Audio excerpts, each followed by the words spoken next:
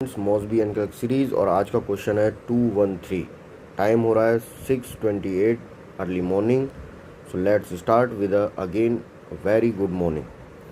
A client is admitted to mental health unit. तो सबसे पहले यहाँ अंडरलाइन करनी है कि हमारा क्लाइंट साइकेट्रिक सेंटर पे आया है, मेंटल हेल्थ यूनिट पर आया है। Diagnosis of bipolar disorder. देखिए बाईपोलर डिसऑर्डर है और इस समय हमारा क्लाइंट किस में है? बाईपोलर में आप जानते हैं दो डिजीज़ होती है। इस समय हमारा क्लाइंट डिप्रेशन से गुजर रहा है, यानी bipolar disorder and now suffering with depression. During the assessment interview when the client avoids I contacts, client क्या कर रहा है? आई कॉन्टैक्ट्स को अवॉइड कर रहा है, ठीक है। Respond in a very low voice,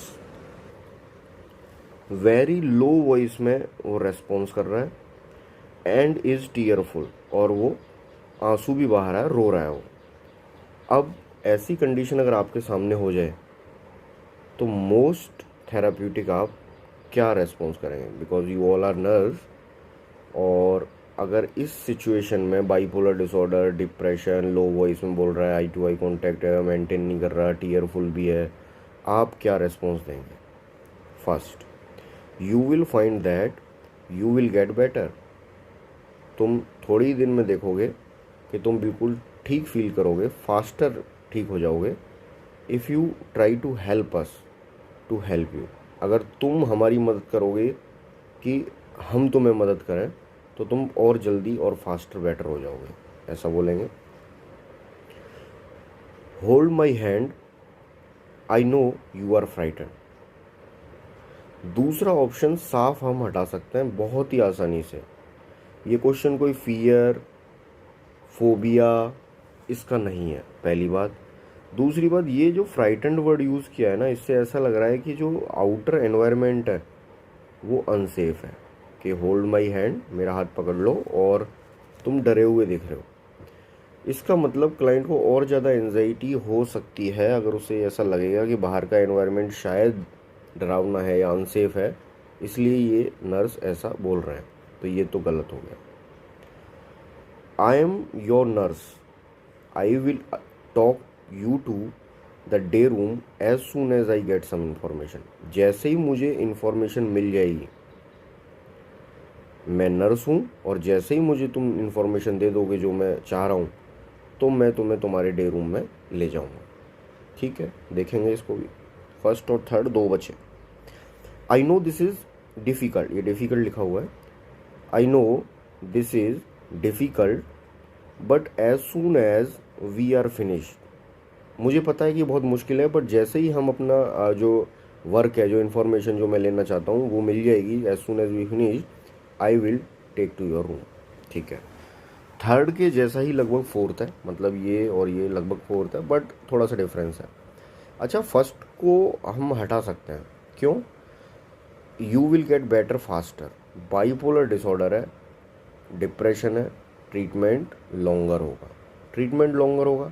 और यहाँ आप कह रहे हैं कि बेटर फास्टर, तो ये तो फॉल्स रीअश्योरेंस हुआ क्लाइंट के लिए, जो एक झूठा दिलासा हुआ।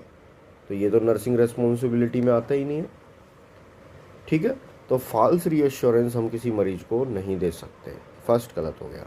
अब थर्ड और फोर्थ दोनों एक जैसे हैं और दोनों ही सही हो सकते हैं, लेकिन इन दोनों में से एक ऑप्शन ऐसा है जिसमें थोड़ी सी गड़बड़ है और आप उसे हटा सकते हैं। क्या है? आई एम योर नर्स। ये हमें बोलने की ज़रूरत नहीं है, वो हॉस्पिटल में है, क्लाइंट खुद अवेयर है कि यहाँ पर नर्स हैं, डॉक्टर्स हैं, हेल्थ केयर पर्सनल्स हैं। आप अगर उसे ऐसा बोलेंगे कि आई एम योर नर्स, उसे ये एहसास करा रहे हैं कि he is with any stranger person, कि वो इस समय किसी अजनबी के साथ है और इससे उसको प्रॉब्लम हो सकती है। वो उसे ऐसा एहसास होगा कि स्ट्रेंजर्स लोग उससे कम्युनिकेट कर रहे हैं। तो हमें ये सेंटेंस यूज़ नहीं करना। इसके आगे का ठीक है, इसके आगे का ठीक है कि मुझे जैसे ही इन्फॉर्मेशन मिलेगी हम डे रूम में मैं आपको शिफ्ट कर दूंगा। तो ये सही हो सकता था अगर यहाँ तक ये सेंटेंस यूज़ नहीं किया जाता तो। अब इसमें देखिए यही बात ये बोल रहे हैं फोर्थ में, I know this is very difficult but as soon as we are finish I will take to your room. That is the very very right answer and more reliable answer than the third. So the right answer is 4th। Next question की तरफ चलते हैं। An older adult has not been eating well since admission. हमारा एक client है जो old है और वो खाना ठीक से नहीं खा रहा है जब से वो एडमिशन हुआ है। Not being eating well. The client repeatedly state, client बार बार बोल रहा है, नो वंस केयर, कोई मेरी परवाह नहीं करता, कोई मेरी देखभाल नहीं करता। अब मान लो कोई पेशेंट आपसे वार्ड में ड्यूटी के दौरान ऐसा बोल रहा है और खाना भी नहीं खा रहा है, साइकेट्रिक सेंटर पे आपकी ड्यूटी लगी हुई है और बोल रहा है कि कोई मेरी परवाह नहीं करता, कोई मेरी देखभाल नहीं करता, तो वो खाना नहीं खा रहा है। अब आपका क्या रेस्पॉन्स होगा? चलिए देखते हैं। We all cares about you, हम सभी तुम्हारी मदद करते हैं, नाउ प्लीज़ ईट। ठीक है, ये हटा सकते हैं क्या इसको? आगे देखते हैं पहले। चलिए, you know you have to eat, तुम्हें पता है तुम्हें खाना ही पड़ेगा। इट विल कीप, ये कीप लिखा हुआ है, it will keep you alive, जिंदा रहने के लिए खाना खाना जरूरी है। I care about you, what foods do you specially like, मैं तुम्हारी परवाह करता हूँ बट क्या फूड तुम पसंद करते हो स्पेशली खाना खाना। 4th है, I care about you, will you please, will you please, ये प्लीज़ लिखा हुआ है, will you please eat some of this. Okay, let me correct this first, फिर हम आगे बढ़ेंगे। Now will you please eat some of this food for me, कि मैं तुम्हारी परवाह करता हूँ और तुम ये खाना, कि ये खाना तुम मेरे लिए खाओगे। चलिए, सबसे पहले 4th हटा दें कि मैं तुम्हारी परवाह करता हूँ और तुम ये खाना प्लीज़ मेरे लिए खा लीजिए, तो ऐसा तो बोल नहीं सकते, तो 4th तो हो गया गलत। ठीक है, इमोशनल बाउंडिंग से हम अपना काम जो है उसे नहीं करवा सकते। फर्स्ट हटा देते हैं, we all care about you, now please eat. Now please eat ये डायरेक्ट सजेशन हो गया, डायरेक्ट सजेशन या हार्श स्टेटमेंट हो गया। ऐसे नहीं बोल सकते किसी को कि हम सब तुम्हारी परवाह करते हैं, अब चलो खाओ, तो ये भी नहीं होगा।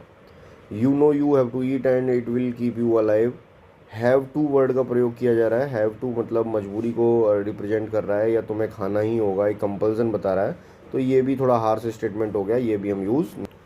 3rd ऑप्शन देखिए, आई केयर अबाउट यू, मैं तुम्हारी परवाह करता हूँ, what food do you specially like. ये आंसर क्यों सही है आप जानते हैं?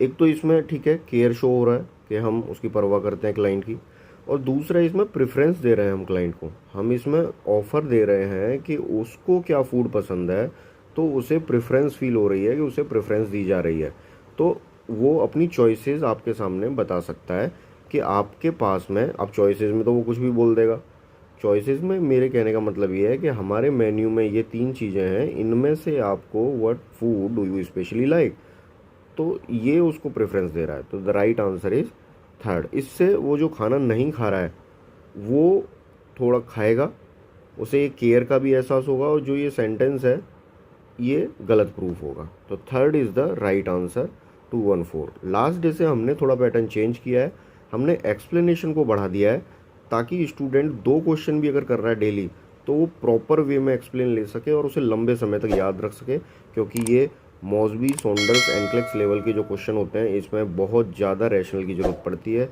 अगर एग्ज़ाम में गलत हुआ तो आपके मार्क्स डिडक्ट हो सकते हैं। Thank you and good luck.